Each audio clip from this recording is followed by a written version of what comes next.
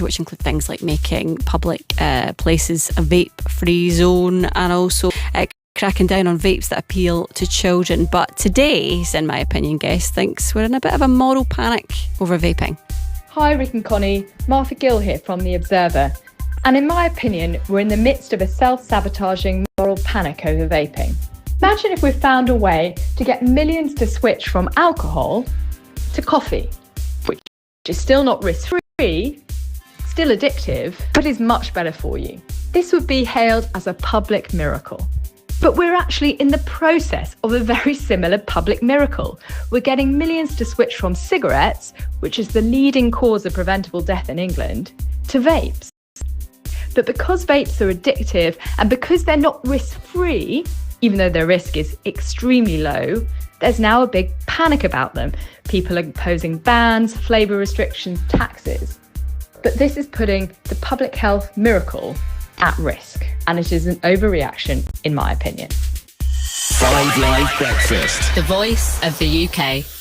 Well, we're going to speak to Martha before 8 o'clock this morning. I'd love to hear from you now, though. Are we in a moral panic, as she believes, over vaping? Are we sabotaging a public health miracle? Greg in Plymouth has been in touch already. He says, whilst accepting the medical evidence that vaping can help some give up smoking, my own experience is that those who have given up smoking, took up vaping, now smoke again. Major vaping brands are owned by the tobacco industry. Time to stop. So keep those coming in, please. 85058, or send us a voice note on 08885 909 693. A couple of nice texts here on beating a sports person at something. So this is off the back of Ellie Brennan's boyfriend beating Kyron Wilson at bar billiards last night. This is Kyron Wilson fresh from a 6-0 victory in the UK Snooker Championship. Vicky in St Albans says, when I was in the sixth form at St Albans Girls' School, we used to have an annual staff versus sixth form swimming gala. I beat my PE teacher at the 100 metres butterfly. I was legendary for the rest of my school days. Does that count? Yes, Vicky. I'd say it definitely. Does. Slightly better if your PE teacher was, a former footballer. But yeah, it still counts. Right. This one from Stuart in Exeter is excellent. I once beat Sharon Davies in the at the length of the pool at David Lloyd Leisure in Swindon. Yes. I was amazing. She not so. I think she might have had a cold. Now, that is impressive, but I can't help wondering if you beat Sharon Davies in the sense that you swam the length faster than her. She had no idea you were racing. Yeah. Was she actually in the race? Yes, I think that is slightly different. If Sharon Davies isn't aware that you've beaten her, I don't know if that counts.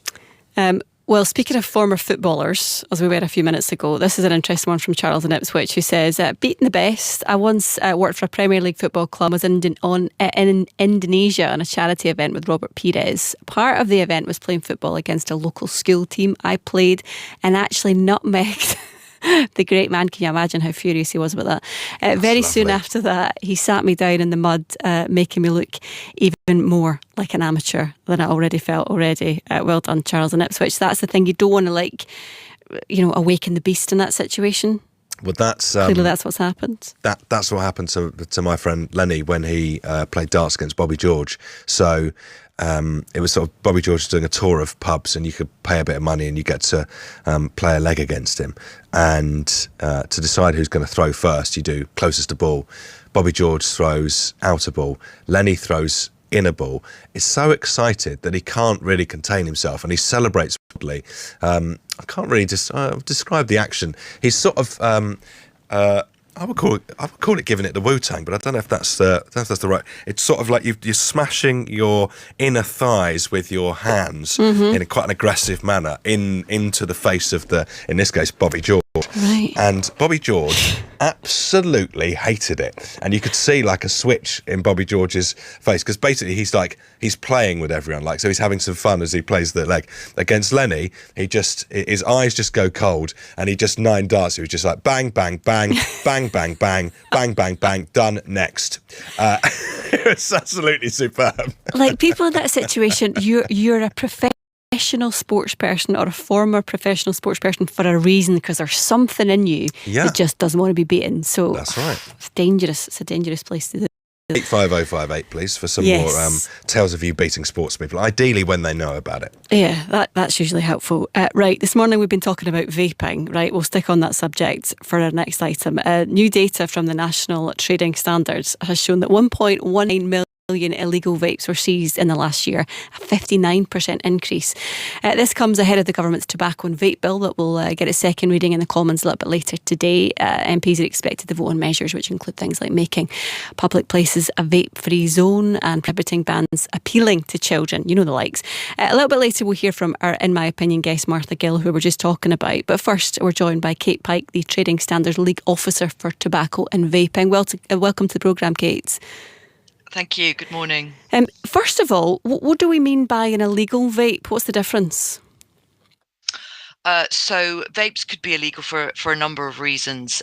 We have quite a robust regulatory framework to enable compliant vapes to be sold, legal compliant vapes to be sold, which have been approved by the Medicines and Healthcare Regulatory Agency, which comply with various different rules in terms of how much how much nicotine is in there, the types of safety critical information that appears on the label, the health warnings, the ingredients that are allowed into those vapes. So all of those things are dictated by regulation. And an illegal vape is something which doesn't comply with that, whether it's one thing, maybe it doesn't have the safety information on, or maybe it's everything. So there's too much nicotine liquid in, there's banned ingredients in there, etc.